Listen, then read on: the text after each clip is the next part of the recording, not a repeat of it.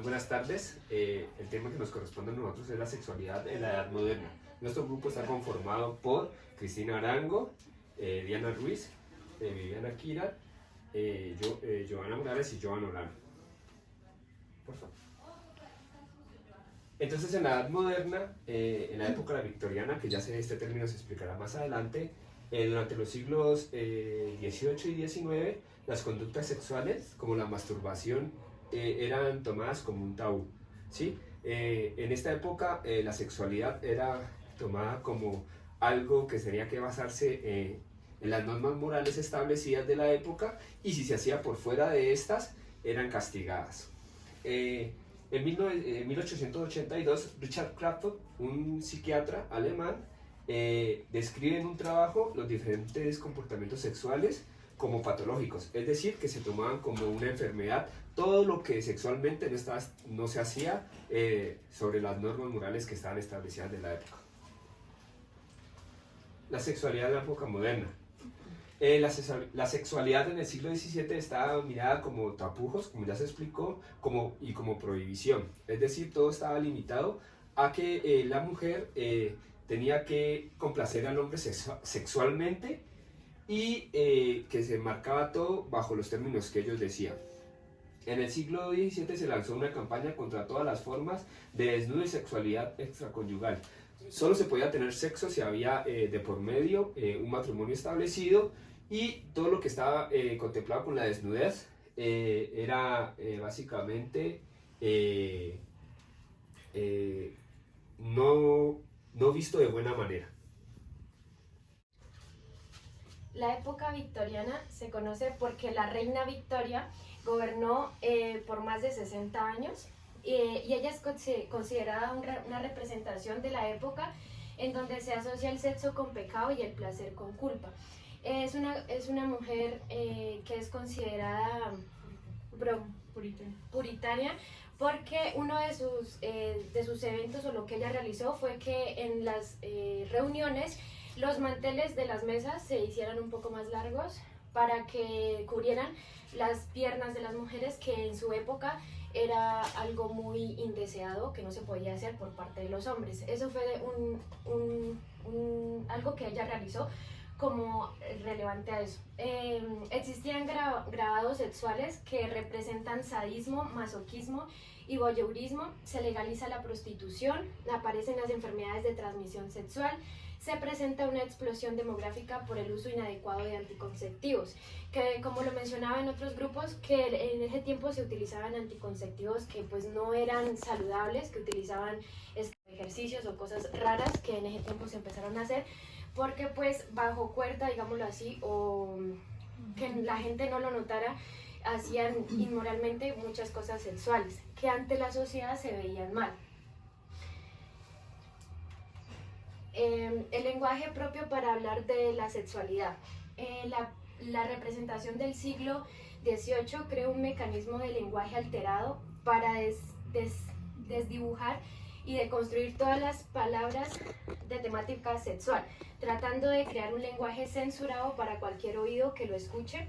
Se crea entonces un vocabulario autorizado y restringido especialmente para el sexo. Entonces, como dice, que en esta época era como algo muy hipócrita, porque, vuelvo y repito, frente a la sociedad o a los núcleos familiares siempre se buscaba algo que fuera bien visto, pero por debajo pues era muy diferente. Entonces, frente a la sociedad, frente a la familia, se debía de hablar obviamente con un vocabulario que no fuera obsceno, que no fuera mal visto por la gente. Se dice que en ese tiempo fue muy visto también el lenguaje a través de las flores, que significaban mucho los colores, cómo se distribuían en las reuniones, en diferentes partes, y por medio de ese también se daba lo que era el lenguaje.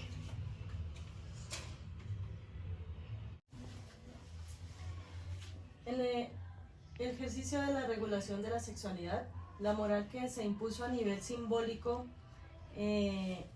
creencias y mitos que regulan la fantasía y el comportamiento sexual, liberó a los hombres de una sexualidad reducida a la reproducción, a diferencia de la mujer, que es quien siguió bajo régimen de una sexualidad principalmente reproductora.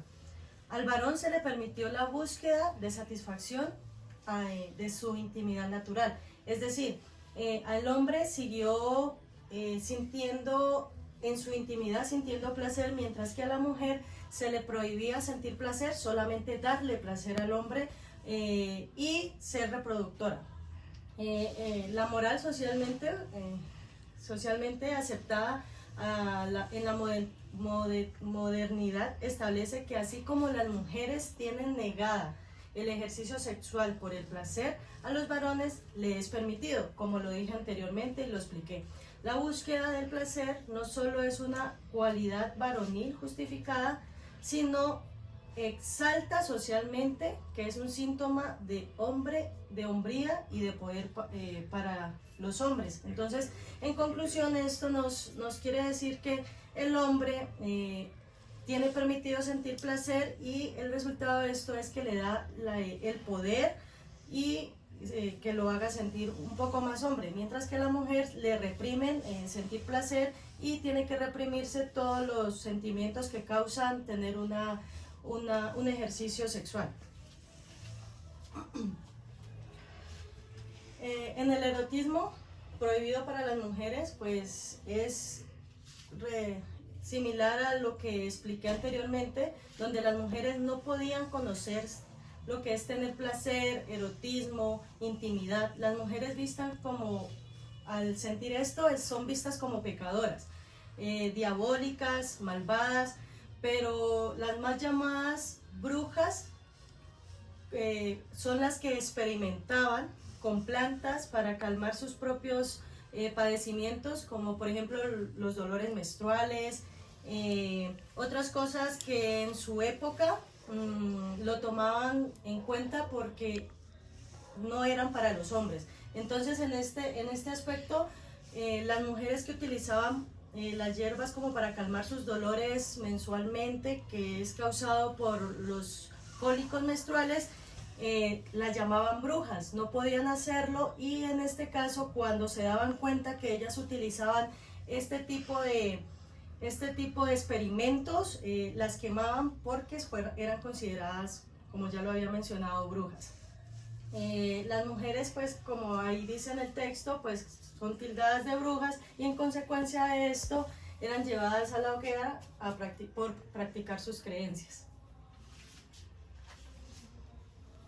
Bueno, sobre el cortejo y la sexualidad prematrimonial, entonces dice que a pesar de todo lo que en ese tiempo se vivía en relación a que la religiosidad, los médicos, la sociedad, todo lo que ellos habían como enmarcado, dirigido o impuesto para la mujer y el hombre, de todas formas se veían y se seguían evidenciando prácticas sexuales fuera del matrimonio. Se decía que la mujer solamente podía tener prácticas sexuales a partir de su primer día de matrimonio, pero existían situaciones donde esto no pasaba, ¿sí?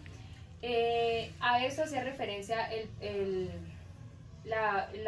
concepto de puritana, que era un concepto religioso donde las mujeres tenían que llegar prácticamente vírgenes al matrimonio, como digamos que lo conocemos socialmente, y donde no podían tener ningún tipo de situación o práctica sexual antes de eso. Entonces dice que a pesar de las prescripciones normativas de los teólogos, médicos y funcionarios, la gente joven no guardó siempre el matrimonio para experimentar placeres eróticos.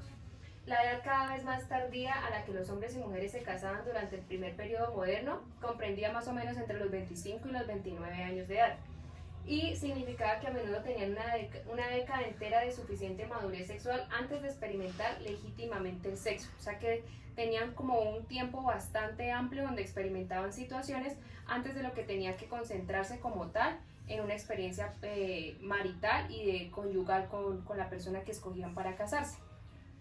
Siguiente. Otro tema de la época, otra situación que se dio en esta época fue el tema de la masturbación. Entonces la masturbación era mal vista, se crearon elementos, artificios para que hombres y mujeres evitaran tener esta práctica que era conocida, era pues vista como algo depravado, algo antimoral y de pronto hasta patológico. Entonces dice que cualquier práctica sexual que conlleva el placer y no tuviera una finalidad reproductora era mal vista. La sexualidad siempre se vio como que tenía el fin, era procrear, ¿sí? no era, digamos, vista para solamente el hecho de tener placer. Y la masturbación era castigada con anillos, bolsos, calzones cerrados y castigos físicos por considerarla origen de locura, que eso era una, como ya lo hemos de pronto podido evidenciar en algunas de las temáticas de Freud, donde castigaban duramente a las personas que tenían esta práctica, que se auto generaban placer porque no estaba bien visto. En las mujeres conllevaba que se volviera loca, además de producir infertilidad. Pues este era uno de los tabúes que se tenían, o de los conceptos que se tenían, de que si la mujer practicaba esta técnica de masturbación, pues podía volverse loca y también podía ser infértil. Bueno, la prostitución. La prostitución está a la orden del día, legalizándose en Inglaterra en 1860. O la pornografía clandestina en forma de escritos e ilustraciones tiene marcado, consecuente y creciente. Así la concepción de la época victoriana como absolutamente antisexual no era totalmente cierta. Entonces lo que nos dice ahí es que ellos tenían como un perfil bajo, entonces no daban como a notar mucho esta clase de prostitución, ya que los burdeles, digámoslo así, estaban en las zonas pues como más alejadas, en los barrios. Habitualmente los prostíbulos se situaban en barrios bajos de la ciudad. Algunos sitios estaban cerca de teatros o establecimientos de ocio masculino, donde los hombres pues iban a compartir alguna bebida. Entonces, como cerca de esos lugares era donde se daban estos prostíbulos, pero todo estaba como clandestinamente. La prostitución homosexual también existía, pero se daba en burdeles mucho más descritos, entonces alejados también como ante los ojos de la sociedad, pues para evitar cualquier, pues como eso era mal visto, entonces por eso pues se alejaban pues como de los lugares donde era más frecuentado por la sociedad. La homosexualidad comienza a presentarse como una parte de la cultura victoriana y principalmente se centraba en la búsqueda de la naciente identidad social de represión y de sexualidad clandestina. Entonces, como en esa época no estaba bien visto la homosexualidad, entonces también se daba muy clandestino, donde no pues fuera vista como bien vista en la sociedad. Los actos homosexuales, como la sodomía, eran considerados por esta sociedad puritana como ofensas importantísimas, por lo que conllevaban acciones legales y penales. Entonces no estaban bien vistos pues este tipo de actos, la sodomía, entonces eso llevaba pues hasta la cárcel. Como vemos, sociedad profundamente conservadora e hipócrita y de doble moral era su práctica diaria. Entonces todo era como basado en la cultura, que no se podía pues como mostrar esos actos ante la sociedad porque era pecado. Entonces aquí influye mucho la moral y la ética. Gracias. Ya, gracias. Gracias. Gracias.